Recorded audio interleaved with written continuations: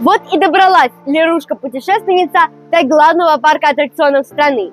И честно сказать, при всей своей эклектичности и отсутствием хоть какой-либо отдельной идеи и концепции, остров мечты впечатляет количеством действительно интересных и качественных аттракционов. Он был бы исключительным для нашей страны, даже если бы был разбит под открытым небом. Но дабы подчеркнуть свою исключительность, парк построен в идеальном формате для нашего климата, под огромной крышей. В нем тепло и комфортно находиться круглый год. И знаете, это действительно лучшее, что построено для развлечений детей в России, и тем более, безусловно, обедневшей за последние годы на парке развлечений в Москве. Ведь в моменты, когда аттракционы заставили проходить специальную сертификацию, парков развлечений с каруселями, качелями и аттракционами в Москве для детишек любых возрастов осталось совсем немного. При этом остров мечты выделяется не только на фоне конкурентов страны. Он достоин сравнения даже с европейскими открытыми парками аттракционов. А мне есть чем сравнить. Я не только делала обзор про Сочи парк, но и про Диснейленд в Париже и про Порт-Авентура в Испании. Так что я решила авторитетно обсудить все достоинства и недостатки парка острова мечты, показать лучшие аттракционы от первого лица, убедить вернуться сюда тех, кто уже посещал парк, и дать пару советов собирающимся посетить это удивительное сооружение впервые. Кто вы такая? Как кто? Я талант. Самородок. Изобретательница и путешественница.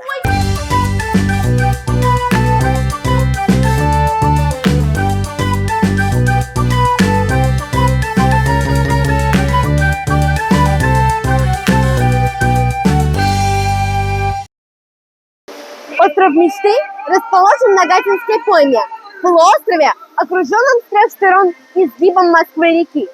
Неблагополучный район после появления парка стал чудесно преобразовываться. Восстановили прекрасный объект советского конструктивизма Южный речной порт. Главная транспортная артерия Москвы, метро, получила тут новую удобно расположенную станцию Технопарк.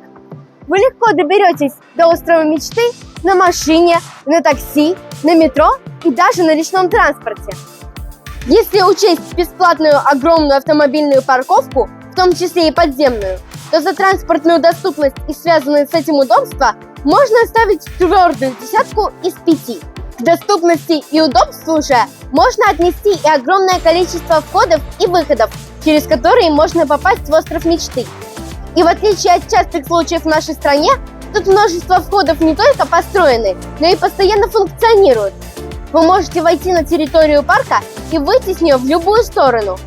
Это имеет значение, так как вокруг острова мечты построены шикарные южные и северные ландшафтные парки, где находится огромное количество разнообразных площадок под открытым небом со свободным доступом, где детишки могут упражняться в ловкости хоть целый день при подходящей погоде. А у берега Москвы-реки даже организован Dream Beach Club – небольшой аквакомплекс с различными бассейнами для посетителей разных возрастов. Территория под крышей огромна, однако не обманывайтесь. Сам парк развлечений, как бы велик он ни был, занимает лишь часть этой площади. Заходя в здание, вы попадаете в большой семейный торговый центр. Устроен он так же эклектично, как и сам парк аттракционов. Тут по задумке улицы почему-то Лондона, Барселоны, Рима и Беверли-Хиллз пересекаются на площади Москвы. Улицы не только называются по-разному, но и оформлены индивидуально. Все очень красочно, помпезно и бескомпромиссно. Если внешнее оформление всего центра вызывает вопросы с точки зрения наличия и концепции, и элементов декора, и вообще идейной составляющей, то внутри вопросов не остается. От количества ярких огоньков, огней и огнищ просто разбегаются глаза, и создается общий, совершенно оглушающий образ веселья и буйства радости. Строители, безусловно, припасли самый ошеломляющий взрыв эмоций для центральной площади Москвы. Тут и поющие световые фонтаны, и традиционная французская карусель, и концертная площадка, и зал, и различные рестораны. Шум, гам и веселье. К сожалению, новым детским миром на Лубянке торговая часть острова мечты не пожелала стать. Назвать его специализированным детским торговым центром нельзя. Мне кажется, его цель – занять скучающих мам, которые решили отдать своих повзрослевших детей на самостоятельное изучение парка аттракционов. Набор арендаторов тут не сильно отличается от любого другого торгового центра Москвы. Да и вообще довольно скуден. Отметить можно только Dream Game Center, двухэтажную аркаду с современными видеоиграми и небольшой детской зоной, где платно можно оставить малышей для самостоятельного времяпрепровождения. На втором этаже у нее спрятался небольшой боулинг, куча бильярдных столов и огромная зона киберспорта.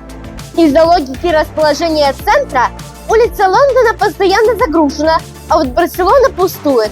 Тут и арендаторов нет, только обещание открыть какие-то дополнительные развлекательные точки, живого музея и аквариума. Насколько это целесообразно рядом с таким центром аттракционов – большой вопрос. Главное помнить, однажды выйдя из парка аттракционов, вернуться туда по тому же билетику будет уже нельзя. Поэтому разделяйте шопинг и посещение парка аттракционов на разные дни, либо гуляйте по магазинам до или после аттракционов. Сам парк представляет собой аж 10 различных тематических зон, в которых кроме аттракционов можно найти различные развлекательные объекты, магазины, кучу фастфуда, рестораны и даже салон красоты. Темы, к сожалению, не связаны друг с другом единой идеей и, честно говоря, иногда даже не связаны сами с собой. Частенько кажется, что лучше бы, может, этих тем не было и вовсе. Это, прямо скажем, главный, жирный, но единственный настоящий минус парка. К тому же большинство зон настолько малы, что создать какую-нибудь значимую атмосферу они не могут. На реальные атмосферные тематические зоны тянут, наверное, 5 частей парка. Остальные 5 слишком малы и представлены практически одним аттракционом. Получается, что из центра одной зоны видно сразу 2-3 других, что вместо атмосферы создает ощущение хаоса. Первая зона отхода под куполом – это такой не требующий никаких объяснений и концепций цирковой, фестивально-лунопарковый образ. В этой зоне установлены аттракционы достаточно высокого уровня экстремальности. Часто ее пробегают мимо и зря. Тут отличные развлечения, и на них сравнительно небольшие очереди. Главная точка притяжения – Красная башня. Это такая цепочка, которая как подзорная труба выдвигается на большую высоту, и там уже, действительно под куполом, начинает раскручивать кричащую от удовольствия публику. Зрелищности аттракциону добавляет еще и то, что это единственная в парке зона с естественным светом, благодаря стеклянной крыше. С двух сторон от центральной точки находятся 2 цирковых аттракциона – «Бешеный танец» и «Мельница». Последняя просто заставляет посетителей выполнять чудеса эквилибристики. Даже смотреть на то, что она делает с людьми, страшно. Запись от первого лица вообще бессмысленна. Выдерживают только самые крепкие. Но «Бешеный танец» хоть и крутится, не поднимая посетителей в воздух, все равно входит в короткий список самых экстремальных аттракционов парка. По краям входа в остальные зоны расположились традиционные развлечения. Лодочка под названием «Веселая гавань», поднимающаяся с желающими пощекотать нервы почти в вертикальное положение. И вольт, на первый взгляд безобидная, но уж очень скоростная вертикальная карусель. Зона является прямым доказательством одного из главных достоинств парка. Он постоянно живет и развивается. Тут регулярно появляются новые объекты. Например, построили какой-то лабиринт подземелья. Хотя я и без этого насчитала 7 аттракционов, 4 кафе и 3 ресторана. Ради одной этой зоны уже, честно говоря, можно было бы посетить остров мечты. А ведь это только, можно сказать, приветственная часть. Про остальные зоны и аттракционы вы узнаете, как водится, у меня на канале в следующем выпуске.